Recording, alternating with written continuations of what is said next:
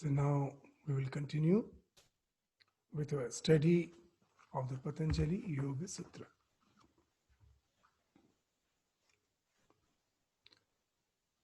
Om Yogena Chittasya Padena Vacham Malam Sharirasya Cha Vaidyakena Yopakarottam Pravaram Muninam Patanjalim Pranjaliranatosmi.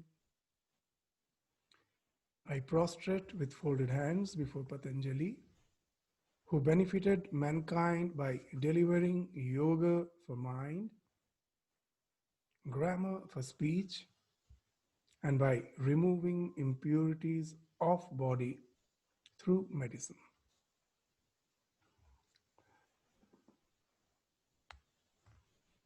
So in the last class, in our way of elucidating the 17th Sutra of the first chapter of Patanjali Yoga Sutra, which deals with the various types of Sampragyata Samadhi. The word Sampragyata, what it means? Samyak Prakrishta Jnana. The key to any knowledge is concentration. Concentration is the means, but the aim is realization. If the concentration doesn't lead to the realization, then there won't be sampragyana. It is samyak prakrishta jnana. It won't be there. It's only when our concentration leads to the realization, then we have the knowledge where our personal opinions falls off and we go to that objective knowledge which is unbiased, which in no way depends on your opinion or my opinion. It is something universal. And this may happen even in our day-to-day life with our ordinary perceptual knowledge.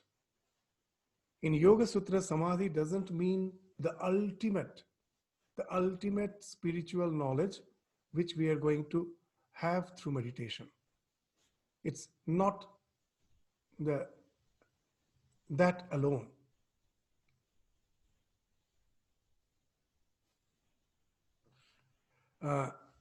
So what the various types of meditations, as we were saying, that in the last class, as we started the discussion, so many of you felt that the categories are so diverse that it, to a certain extent, creates a confusion. So I told that let us just have an initial discussion.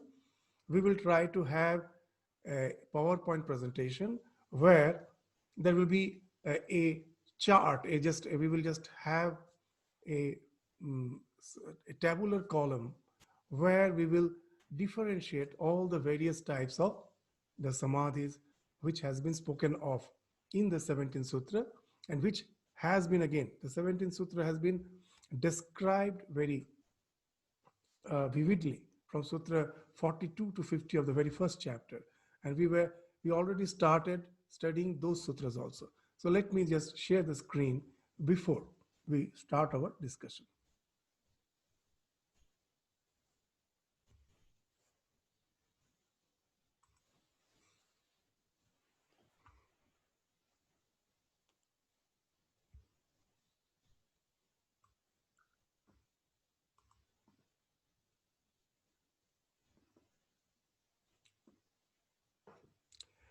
So the last class, as we were discussing with the idea that where our meditation on the mind can take us.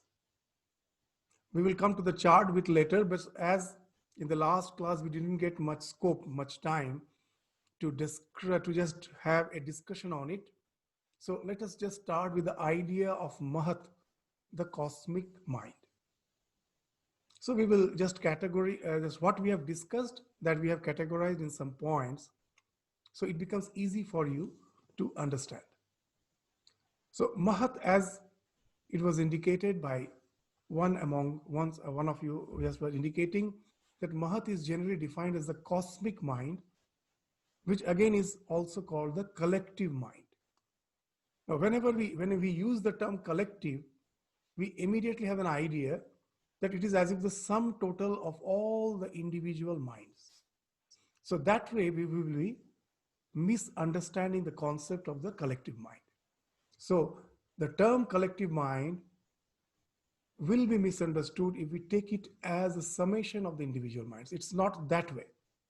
So to understand the concept of collective mind, we will take the help of the soil as a breeding ground. Suppose in a breeding ground, in the soil, you just will be sowing various plants. So here we have taken the example. Let us take the example of a fertile land as a breeding ground of various plants, like just say avocado, nuts, pumpkin. Like that, many can be there. We are taking here 3. Now, very interesting. Now, avocados are rich in potassium. Just we are taking that. It may be mentioned many other things.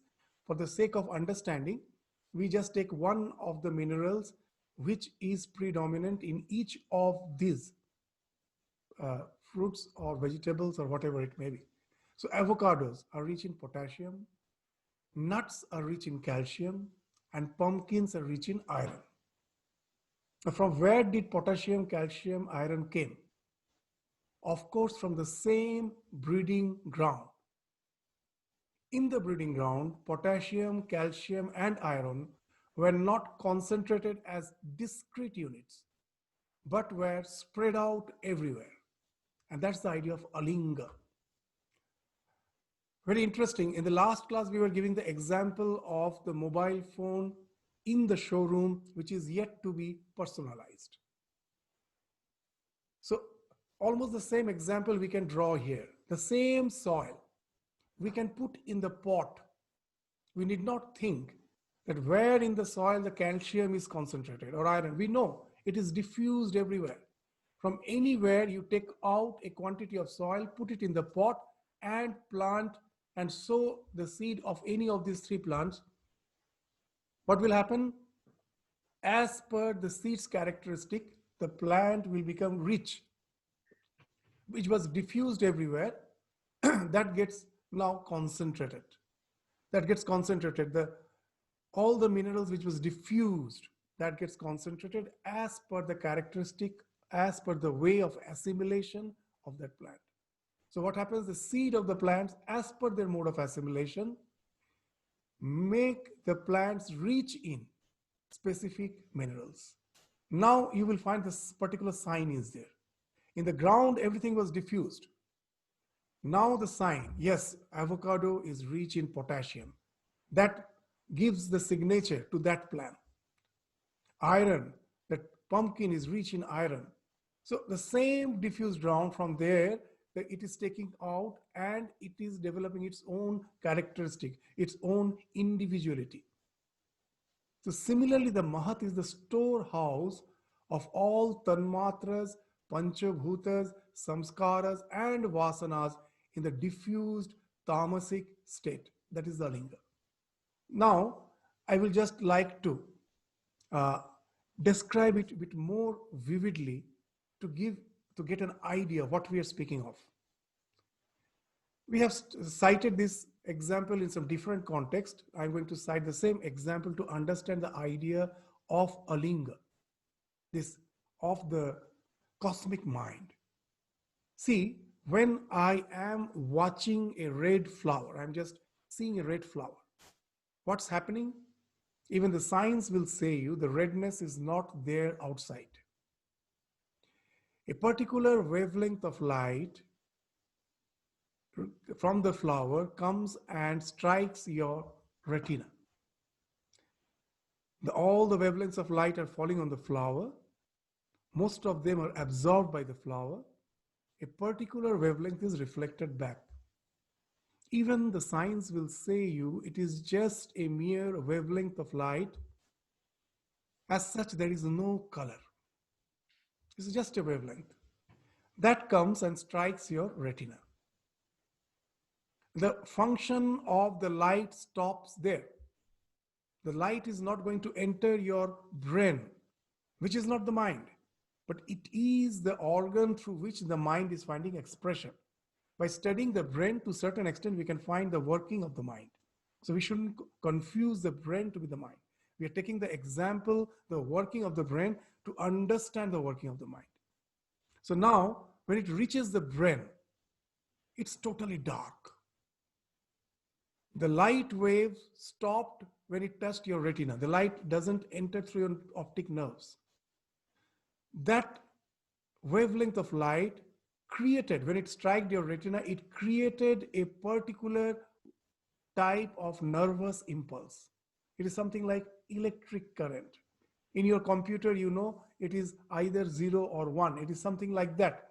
A particular permutation combination of nervous impulse, which is carried by the optic nerves in the brain. When it reaches, it is the moment it reaches the color perception center. There are various, for all these perceptions, there are various centers.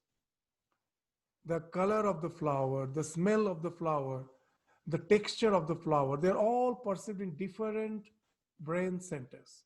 So in the color perception center, we say the color is perceived, but actually the color is not perceived.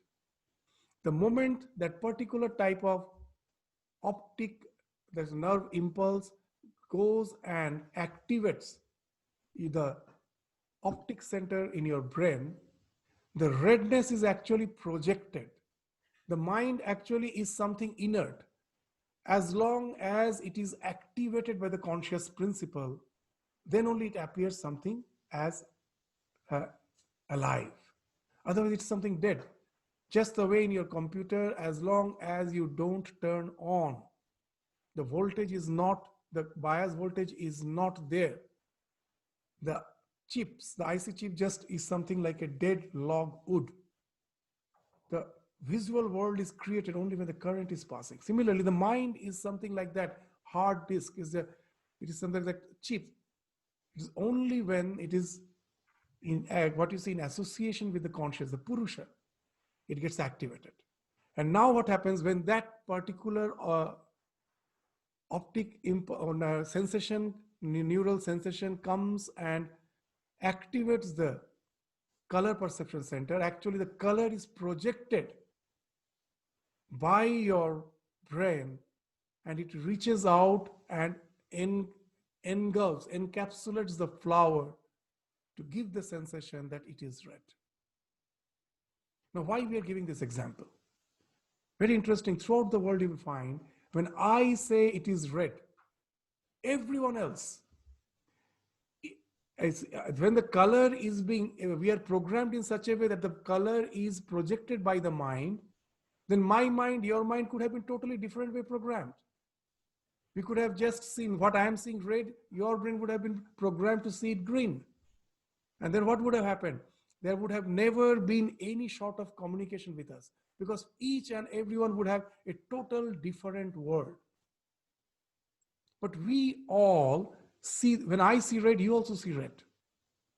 So this speaks that our perceptions are almost same, the basic perceptions. Now, what I do with that, that is different. That the cosmic mind, in the cosmic mind, what is happening, to which we are all connected, the same type of perceptions are happening. You know that sometimes there are anomalies. From the anomalies, we understand the working of the mind.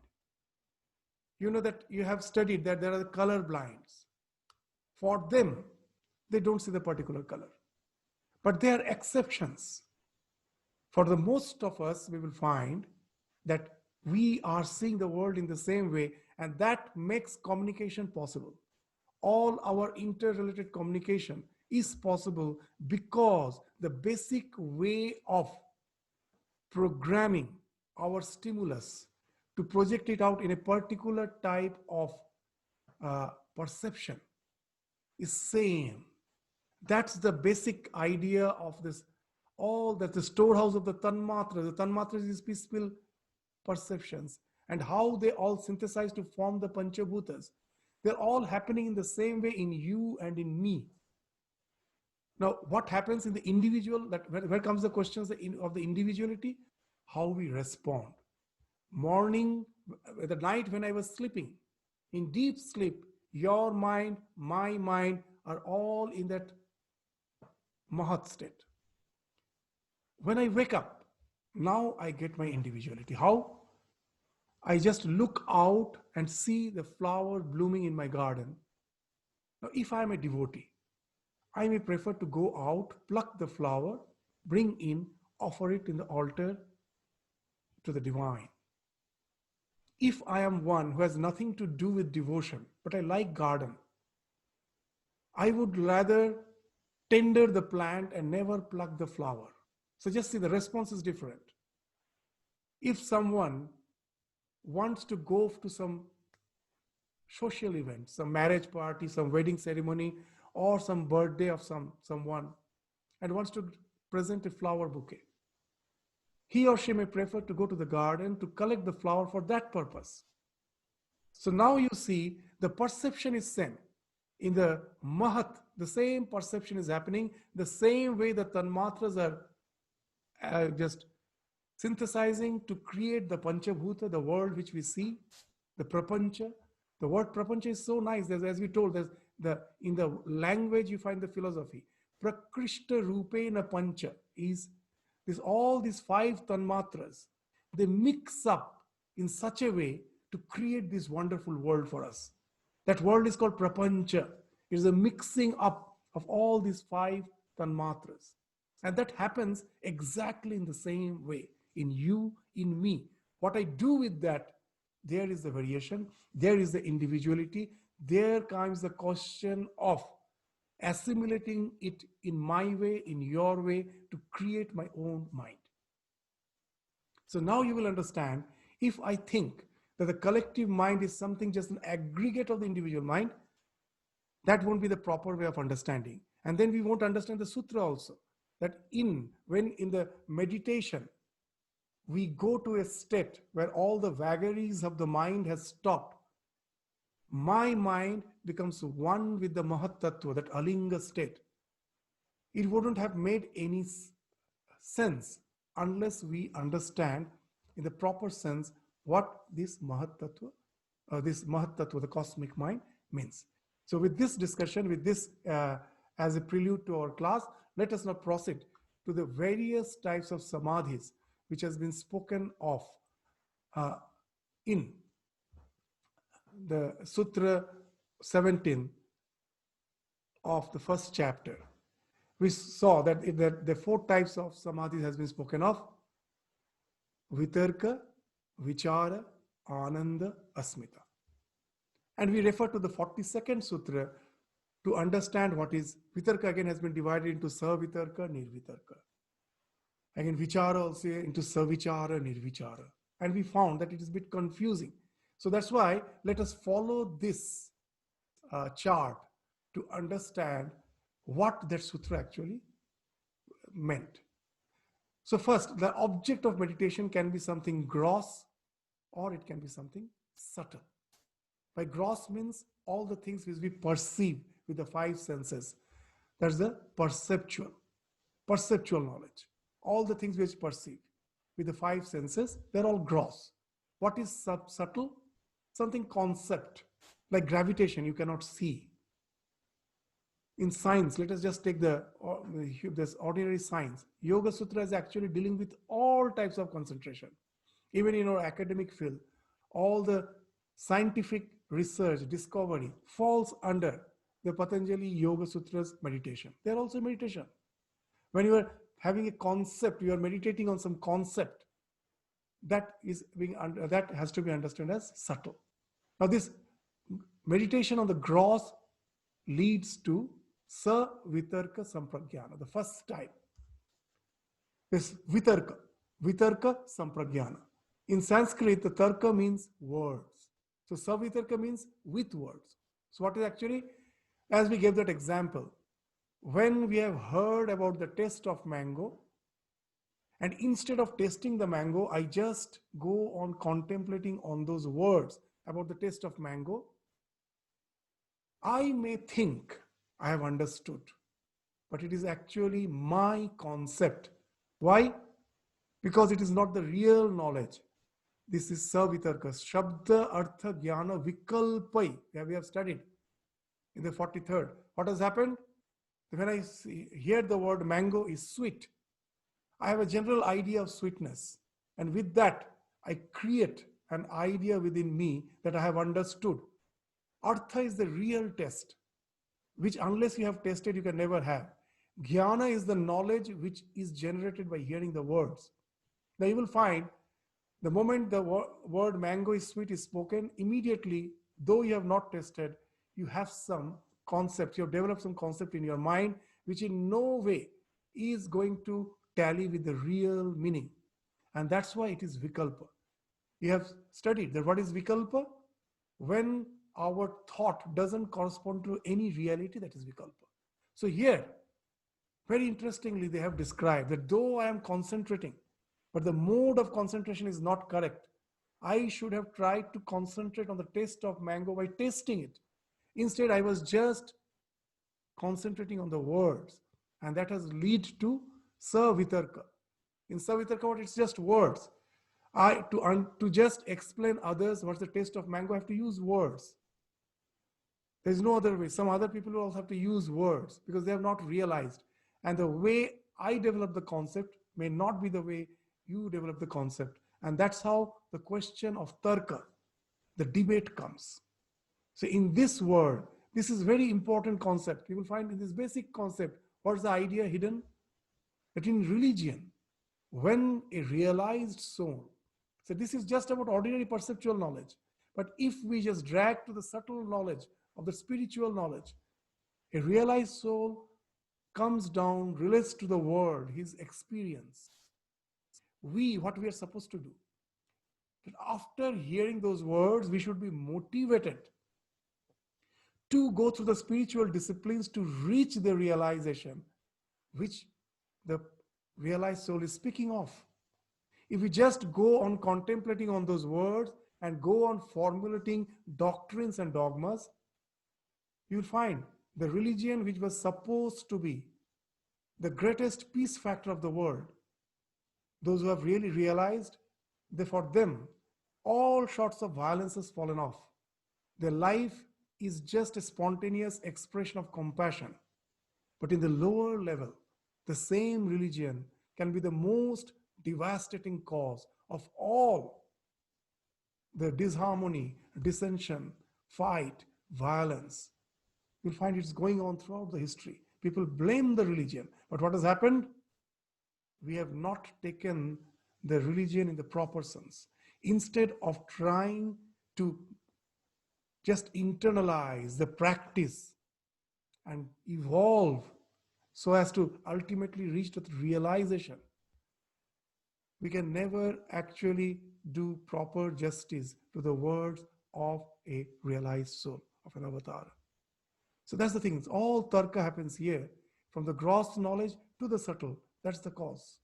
But the moment we taste the mango, and that also while tasting, first thing is required is contemplation.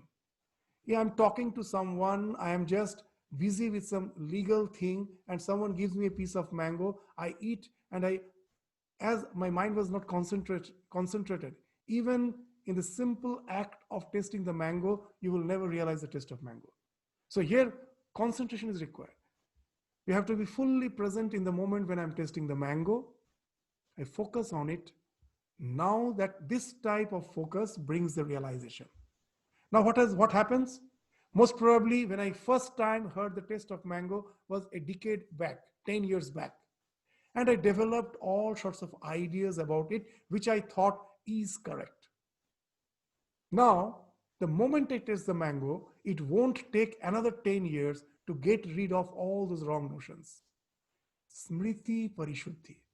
The memory of your entire mind gets cleansed immediately, instantly. Swarupa Shunya. Till now, the knowledge was related with your Swarupa. This is my opinion, my knowledge. The moment you realize that, that opinion falls off.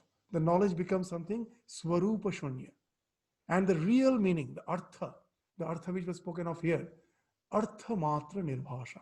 The real meaning comes out. Now there is no question of opinion. All those who have tasted mango, they're not going to fight. Neither they're going to discuss.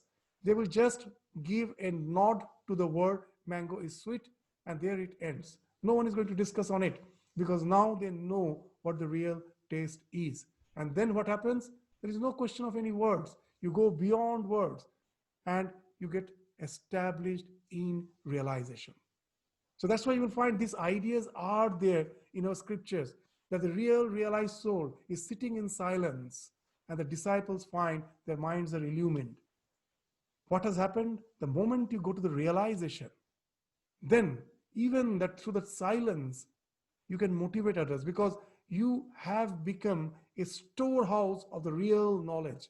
Even if you don't speak, your way of life, your demeanor, your calmness, your lassitude, your compassion, that will speak. It will give some tremendous conviction. That is the khandana which we sing every day, every evening. That gata sanshaya dhrira nishchaya. That's those words are used. All the sanshaya, doubts, falls off forever. Dhrira nishchaya. No one can shake you in your conviction. Till I have not seen the ocean. I have just read it in the book. Someone may come and say it's all nonsense. You may say, this is for an example you're using this type of words.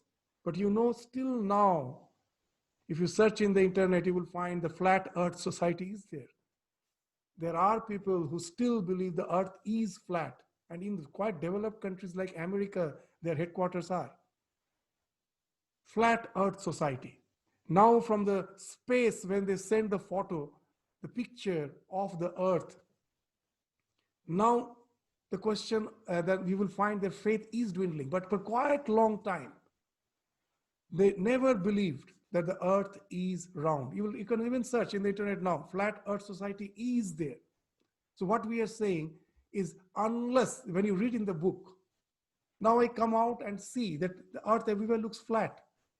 And from that, you can develop a lot of concepts. You can have a society. You can have a lot of seminars, everything. It's only when the proper realization happens, then all those opinions falls off, not before that. So then only that artha matra nirbhasa can happen, not before that. So that's the thing which has been spoken of here, that my opinions are bound to fall off when my knowledge is taking me to the realization, my focus is taking me to the realization. So with the gross things, it was described as vitarka. The same thing when it happens with the subtle, with the conceptual knowledge. Now this conceptual knowledge can be objective and something subjective. What does mean is objective and subjective? When again it is related to some external world, it is objective. That's why all the things which is something apart from me is a grahya, that I perceive. Gravitation, though I don't see, I can conceive of it. It is something external to me, that is grahya. You remember in the 42nd Sutra, they describe that meditation can be on three things: grahya, grahana, and grahitri. So these are all grahya, except external, the gross external object. Here also, all the concepts like gravitation, electromagnetic force, all these are concepts. These are all something objective. So for them also, it is the same thing happens. First is savichara, where till you get the real knowledge, there will be a lot of hypothesis. In science, they say, hypothesis may be many. Theorem is one. Before anything is discovered, when anything is discovered, you will find there are many hypotheses in science. These hypotheses are the opinions. They're all savichara. They also, like savitarka, is shabda artha jnana vikalpai, sankirna. They're limited by that. And then when the real knowledge dawns in through the scientific research, which again needs your concentration, focus, leading to the realization, then immediately when you go to the realization, when anything is discovered. The word discover is also very wonderful. There was a covering over the knowledge. It's not that it is I who am inventing the knowledge. It was already there. That's why real knowledge can never be patented. You can never patent knowledge. That's why rishis were so humble. They told that these mantras are something which is the eternal truth, which I am not composing. It was there. I have just discovered, removed the covering. And discover means removing the cover. And the real knowledge comes out. So you cannot patent. It was already there. How can you patent? You are not the one who is the author of that. So knowledge, the real knowledge can never be patented. The moment that discovery happens, the same way, here also about that concept, there is Smriti Parishuddhi, all the wrong concepts immediately falls off. It doesn't take another hundreds of years or ages to get rid of that wrong knowledge. Immediately it happens. And that also is not dependent on your opinion or my opinion. And the real meaning, once it's realized, that comes out. So now we understand that all the scientific knowledge, whether it is perceptual or conceptual, is being covered by the Yoga Sutra while describing the object of meditation. Now it will go to the spiritual side by saying, turn inside. Well, these also are a type of samadhi which is giving you sampragyana, samyak prakrishta jnana, superlative knowledge which is without any fault, which is complete in itself. We are getting that knowledge from the external world with a focus leading to the realization. It happens with all the external concepts as well as with all the perceptual objects. Now when I turn within, this is the pragya, the spiritual knowledge that dawns in. So yoga, after dealing with our worldly knowledge, now we'll say the same subtle conceptual knowledge can be attained when I'm meditating on the grahana and the grahitri. What is the grahana? The mind. And the grahitri, the ego. That when I am meditating, what I'm doing, I am meditating with my mind. But I know that I am using the mind, that I is something separate from the mind. That I am meditating means I am using the mind to meditate on something. The thing on which I am meditating is the grahya. The mind itself, the tool with which I am meditating is the grahana. And the one who is meditating, that the sense of I, the asmita, that is the grahitri. That is the one who is meditating. The meditator is grahitri. The instrument of meditation is the grahana, that is the mind. And the object of meditation is the grahya, the external object or the conceptual knowledge. But when I'm turning within, then the mind itself becomes the object. The tool itself becomes the object.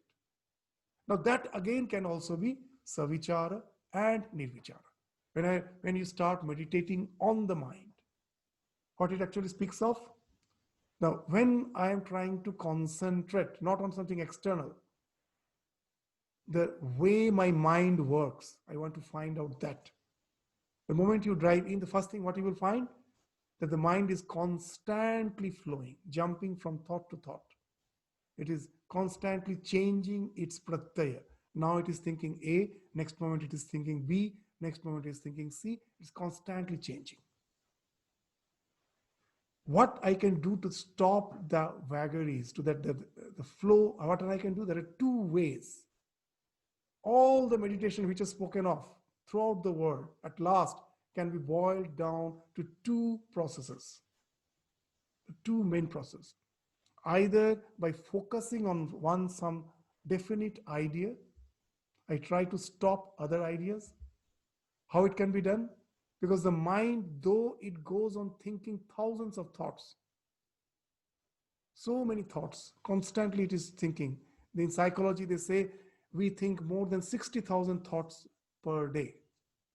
So many thoughts are there. But the limitation of the mind is there. What's the limitation? At a time, it cannot have more than one thought. The mind can never do multitasking. Nowadays we say that multitasking, but the mind never does it. when we are doing multitasking, actually the mind is jumping from one activity to the other at a very fast sequence, giving me the idea that I am doing simultaneously, but it never happens. As a result, the quality of the work is bound to deteriorate, because the mind is not giving the full focus to anything. It is constantly shifting its focus at a very fast manner. But at a time, it can never have more than one thought. So that's the limitation of the mind. Though it has thousands of thoughts per day, but at a time, it cannot have more than one thought. So if I willfully try to keep the mind in one thought, as at a time, the mind cannot have more than one thought. So that way, I can restrict my mind to break into the various disturbed vagaries of thoughts. It stops. It just becomes ekavritti. It goes on thinking a. That is one way. Another way is observation. I did not focus my mind on anything. I just go on observing. That also helps to get rid of the vagaries of the mind. How it happens here? There we understood that as the mind cannot have one thought at a particular time, so if I go on trying to keep one thought, the other thoughts are bound to stop, because as it cannot have more than one thought at a time. But in mindfulness, how the mind works. Swami Vivekananda in Raja Yoga is giving a wonderful example with which we will understand how, with the help of just going on observing the mind without reacting, just observing, we can gradually calm down the mind. He's giving a very nice example. He's saying, suppose, just consider your mind to be a lake, and each and every thought is just like the pelting of a stone on that lake. Now, when you pelt a stone on the lake, the disturbance created is not something which is going to disturb the lake only at the place where you throw the stone. The moment you pelt the stone, the disturbance created at the point of contact of the stone with the lake is going to break into ripples to spread out throughout the lake. So it continues. Its ripples are there. Now, what is happening when we are active throughout the day in various immediate activities and responsibilities? What happens? What is happening then? We are as if constantly pelting stone. We have pelted one stone. Before the ripples stop, I have pelted another stone. And what happens? These ripples goes on adding up, creating a huge turmoil and disturbance. And now in the evening, you come back from your work, and now you think, let me calm down my mind. Let me sit for meditation. Now you sit for meditation. Already the created ripples are already there in your mind throughout the day because of your immediate responsibilities, interactions. So many ripples are created. They're still there. Though the events are not there, but the ripples are still there. Now, when I sit for meditation and take the resolve, let me concentrate my mind. That resolve itself is like pelting a stone in the mind. That resolve itself is a pelting. Now, it adds up to the already created disturbance, and you find that in no way you can control your mind. What a nice example Swami is giving. So what we have to do? Sit down. Don't pelt any stones.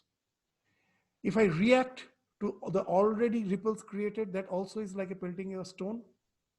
And if I take a resolve, let me control my mind, that also is a pelting of stone.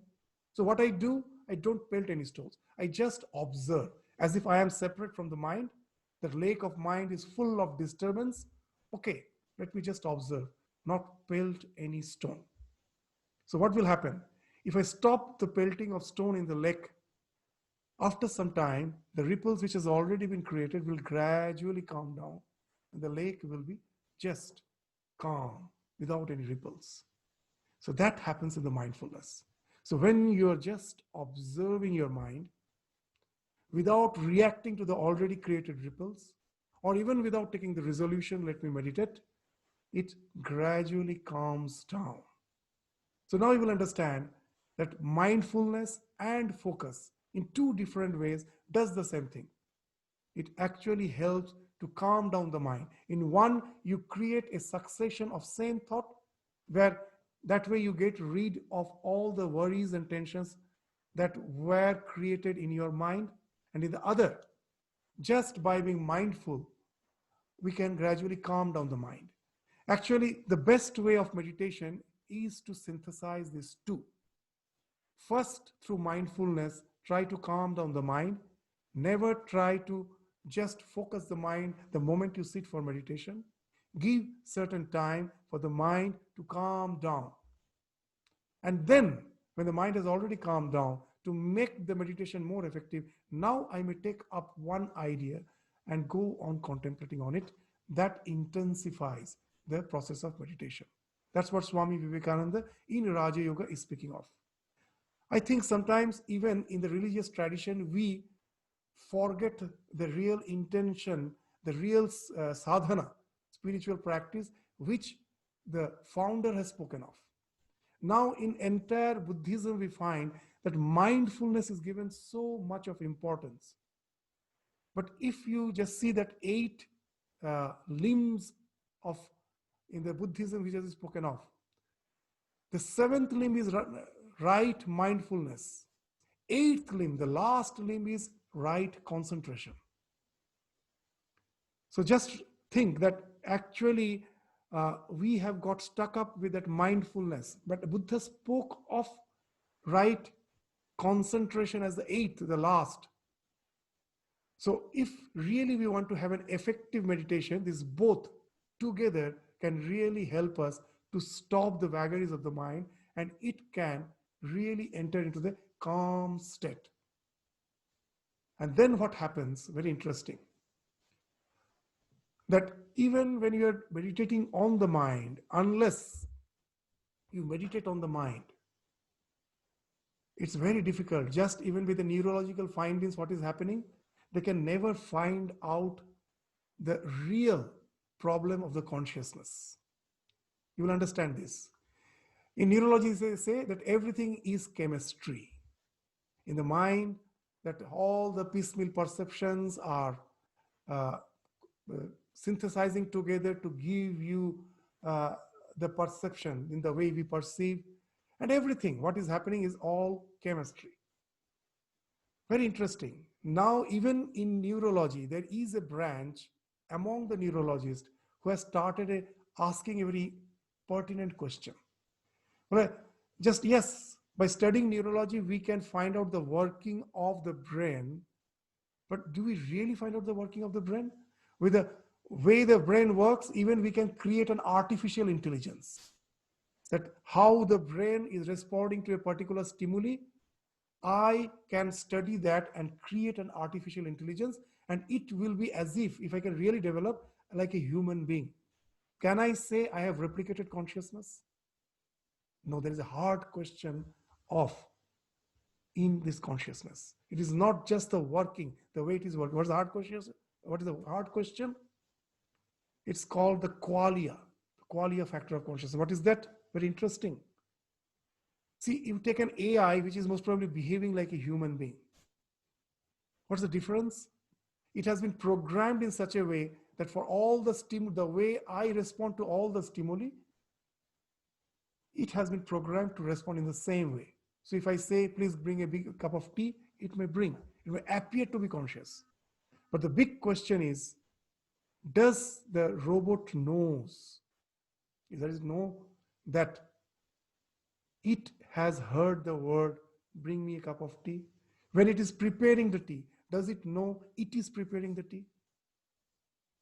So that's the big question. What has happened? As per the programming, it is all the things are happening. But what's the thing which is happening in me? That self-reflective awareness, which has been spoken of in the Kena Upanishad. Kena Prashitam, with that it starts. That there is a constant self-reflection. When I see, I know I am seeing. Does the robot know he is seeing or she is seeing? No. I know I am seeing, I know I am hearing. That constant self-reflective awareness is there. So that's the question of savichara and nirvichara, that we through meditation alone can enter to that state where we will find that there's an aspect of consciousness which cannot be created, which cannot be created by the conglomeration of matter. The mind is also matter. In science, when we are just looking outside, we are not looking within, we may go on feeling it is just a chemistry. These particular things react to give some particular output. It is only through meditation you can go beyond that savichara to the state of nirvichara. That's what happens then, the smriti parishuddhi. You become aware of that self-reflective awareness, which is always there, but we are not aware of it. We become aware of it more and more. It becomes a palpable truth. And that's what all the mystics in all the religion speaks of, the same language. If you really want to find out the unification of all the religion, you have to hear the voice of the mystics. That's what Sri Ramakrishna used to say. Shekhane shop shealer akra. All the fox howls in the same manner when they reach there. And then what happens? All our opinions falls off. Swarupa Shanya. Arthamatra. You realize, the realization is something where they all relate. Now this, up to this we understand, it is almost same like the Grahya, Grahana, Grahitri. But after all, we as a human do nothing without a sense of purpose. So you will ask, what is the purpose? Why we should contemplate on the mind to just get that awareness of that self-reflective consciousness? What is going to, how it is going to help me? Well, in this life, whether you are a doctor or an engineer or whatever may be your profession, the common thing which we all want is Atyantika dukkha nivritti parama sukha prapti. Whatever may be your profession, whatever may be your state of life, the common goal, we never want suffering. We want to annihilate suffering totally, Atyantika dukkha nivritti. And we want happiness to the superlative degree, parama sukha prapti. Yes, this type of meditation leads to that, which has been termed as this Vaishardhya, leading to Adhyatma Prasada, which will be studied in the Sutra, next Sutra, the third, that which we have studied till the 46th Sutra in the last class, where it was spoken that it can take you to the state of that Nirvija, in the state of Alinga. So that how we reach the state of Alinga, and when we are reaching that state of Alinga, what's the transformation, what's the something palpable, something which we are getting. That Nirvichara Vaisharadhye Adhyatma Prasada. So Nirvichara Sampragyana, when you do it on Grahana, that is on the mind, Grahitri we will come a bit later to understand what Grahitri is. When you're doing on the mind, leads to Vaisharadhya, which in turn leads to Adhyatma Prasada. So now what these two words we have to understand. What is Vaisharadhya and what is Adhyatma Prasada? So Vaisharadhya actually speaks of spontaneity. Now when I am meditating, I'm trying to focus my mind. As I'm not habituated, I have to constantly use my will to bring my back from all the distractions to the object of meditation. So in meditation, what is happening, that using of the will is something like rajas. Two things happen. When either the mind is going to break down into distraction, you're with the will, you're trying to bring it to that focus, or another thing happens.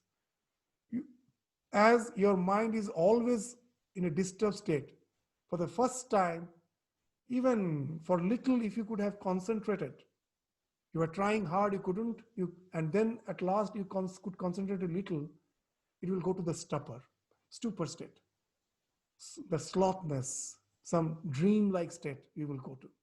Many think that they have reached samadhi by going to that state. So what happens? Two things. Either you become lethargic, that tamasikata comes in, when the mind gets little pacified, because you never knew rest. For the first time the mind got pacified, immediately takes you to the tamas, that stupor. or it will be extremely restlessness. So at the beginning of my meditation, there's a constant struggle to keep a balance. I stop the vagaries of the mind and at the same time do not allow it to go to the lethargy. It is something a very alert state, but at the same time, totally placid, calm. It's not like the sleep state where it is calm, but at the same time, it is not alert. A tremendous alertness is there, but at the same time, it is calm. Through gradual practice, what happens? This rajas and tamas falls off. The word Vaisharadhya means Vishuddha Sattva, pure Sattva without a trace of rajas and tamas. So now you will understand what it is speaking. When the ekagrata through practice has become spontaneous. Through long practice, now neither the mind breaks into restlessness, so you don't have to use rajas, your willpower, to bring it back again to the concentration. Neither it goes to the stupor state, the lethargic state. It remains alert. At the same time, it is calm. So that's the pure sattva. At the beginning, the sattva state is mixed with rajas and tamas. Constantly I'm fighting with the mind to stop its restlessness, rajas, and to stop its laziness. Sattva is mixed with all those, is adulterated with rajas and tamas. As I go on practicing, all the vagaries starts falling off. The mind enters a state of spontaneity, a flow, that ekagravritti remains without any effort. It remains there, keeping you fully alert, but at the same time, calm. So that is the state of Vaisharadhya, Vishuddha Sattva. This leads to Ananda Sampragyana. So this Vaisharadhya leads to the third. You will remember, we already studied the Vitarka and Vichara. Now, this Vichara on the mind leads to Ananda. This Ananda is not something separate from Vichara. The subtle meditation on some subtle concept on the mind, when you are concentrating on the mind, it leads to Vaisharadhya. And this Vaisharadhya leads to Adhyatma Prasada, tremendous bliss. The word Prasada means placidness. Adhyatma means within. A tremendous bliss ensues. How it happens? When you can really stop the vagaries of the mind and the lethargy of the mind, and it is just alert in that calmness, the tremendous happiness, bliss comes. From where that bliss comes? We shouldn't think that bliss to be the bliss of your real nature. It's still you have to go a lot. If you get deluded, this to be that ultimate bliss, you will remain as this videha, means your individuality will still continue, though you may not take birth again, you will not transmigrate in the physical body, but you remain in the subtle body, enjoying the bliss for ages together. Many like it. There's no harm in it. But if you have a higher goal, for them, this is the state where they get stuck off. How? Let us try to understand this Adhyatma Prasada, what it's speaking of. Suppose, let us now forget our mind. Suppose you went for some, this mountaineering, you're hiking, and you have a huge backpack.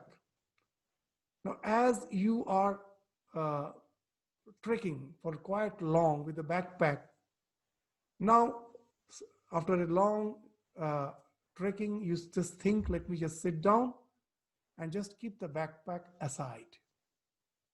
Now, when you were carrying the backpack, most probably it was not creating any uneasiness, as you are habituated. In mountaineering, you are quite skilled in that, so you are habituated with the backpack, so you felt that it is not bothering me. But you immediately find the difference the moment you keep it down. Though you never felt it, you got so habituated with the backpack, it as such was not creating any pain, any suffering in you. You felt just the way we are so much acclimatized with the stress in our life. It's only the doctors sometimes say you are stressed. We never feel the stress. It is there. So the same thing happens here. The backpack, you're so got habituated with it, you never feel. You feel the moment you keep it down. We can really find how stressed we are when we really reach that state of Vaisharadhya. Suddenly a let go ensues, because all the concerns, worries have been kept down, and let go. You have released them. And suddenly you feel a tremendous relaxation. The way you keep the backpack and feel that relaxation. You feel, oh, I never felt the backpack, the weight of the backpack. The moment I keep it down, I feel, oh, what a tremendous weight I was carrying. And it gives a sense of let go, a tremendous thrill, a relaxation. So this ananda, this adhyatma prasada is that type of let go, which when you get established in Vaisharadhya, this results in a type of let go because of falling off the backpack of the samskaras for the time being, resulting in ananda sampragyana. In the 17th sutra, the third sampragyana was ananda, bliss or adhyatma prasada. This you can never have in the laboratory. You can have to a certain extent because your mind is focused on the object of your research. But the real adhyatma prasada happens when you are meditating on the mind and got rid of all the vagaries. So this is the ananda sampragyana. So your mind has entered into a flow. You will find that, to give a common example, what's that bliss? This type of bliss leads to videha state. Videha means without the sense of body. How it happens? Just with an example you will understand. That this example we gave in a different context. Again, we are giving here. A surgeon is most probably, for some reason, have to catch a bus, standing in the bus stand, and the bus delays just by 5 or 10 minutes. He feels uneasiness in his legs, as if the legs are cramped, the muscles are cramped for standing for 5-10 minutes extra.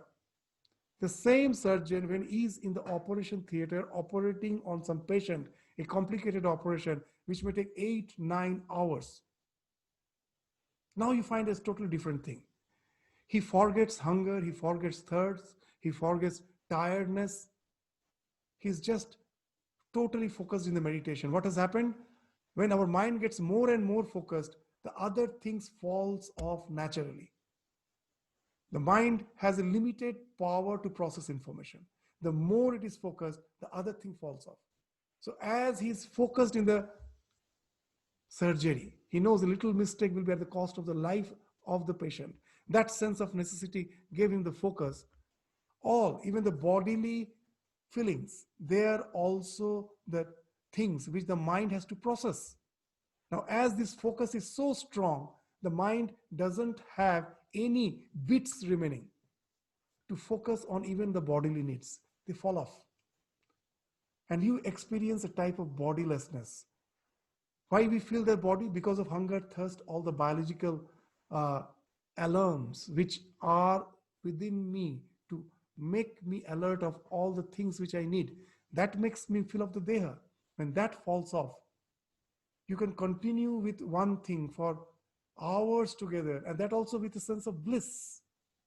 Here it happens to the superlative degree.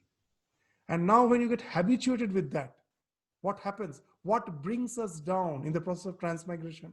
Again, in this physical plane, our need for food, hunger, thirst, procreation, these are the things, these are the vasanas which brings us down. If you become habitual in this ananda sampragyana, in the life, by meditating on your ishta, you have developed the faculty of entering into a state of bliss which makes you forget of other things. More and more time you can spend in that. It won't give you the ultimate liberation, but itself, what you are going to get is wonderful. That has been spoken of in all the dual religions as the state of the Swarga, the heaven. What? You remain with your Ishta in a sense of eternal bliss. You have entered that flow. The need for the bodily needs are no more there. And that keeps you in the subtle body for, what you say, that ages together without bringing you down again to the physical plane. So that's why Ananda Sampragyana leads to Adhyatma Prasada, which in your spiritual sense leads to the state of Videha. That will come in some different sutra. Just here to give an idea. But that also, if you go on proceeding with this Ananda Sampragyana, it leads to Asmita Sampragyana. That's the last one. What's that? You will find even in your life it happens. For the first time, you are enjoying the part. Suppose some birthday party for the first time. You will get involved in it. you are ecstatic about all the things which are happening. The children especially, it happens. You will find as years pass by, every year they will start having their birthday party. The birthday party loses its that charm, that the way I used to get absorbed. Then what happens is, though you enjoy the birthday party, you know that it is you who are enjoying. The bliss becomes something separate from you. As you get habituated with the bliss, you become something separate. That I am the enjoyer, that enjoy, the thing which I'm enjoying is something separate from the real me. It is I who am enjoying. So now you get more and more aware of the enjoyer, and that's the asmita. So we end here. We will continue with our discussion from this asmita sampragyana in the next class.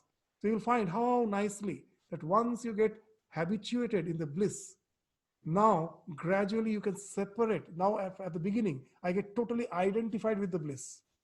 As in our day-to-day life, we get identified with all the things which we are doing.